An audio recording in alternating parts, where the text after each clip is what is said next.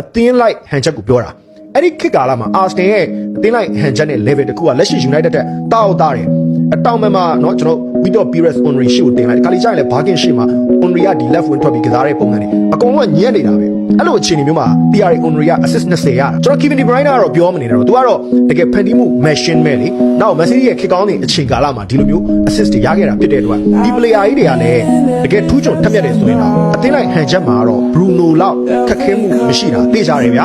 Arsenal ရဲ့တိုက်စစ်ပိုင်းမှာအဲ့ကာလာတော့ကလည်းဘိုးသွင်းပေးမဲ့သူတွေအများကြီးဖြစ်တယ်လို့ Man City ဆိုရင်လည်းအများကြီးပဲ United ကတော့အဲ့လိုအခြေအနေမျိုးမှာရှိမနေဘူးအဲ့အတွက်ကြောင့် Bruno ရဲ့ဒီတရားဒီထဲမှာဖန်တီးတဲ့အချိန်ကြီးအတွက်20ကပို့ပြီးခက်ခဲတယ်လို့ပြောတာ။ Top player တွေကိုလည်းကျွန်တော်ကပုတ်ခတ်ပြီးပြောတာမဟုတ်။အားလုံးကအရှိသွေးရှိတဲ့အတွက်ကြောင့်အခုလို record တွေရကြတယ်။ဒါပေမဲ့ဂျင်းနဲ့ဂျက်တဲ့ပို့ရောက်တဲ့ကစားသမား Bruno Fernandes ဆိုတာတော့ကျွန်တော်နားလည်လက်ခံပေးရလိမ့်မယ်။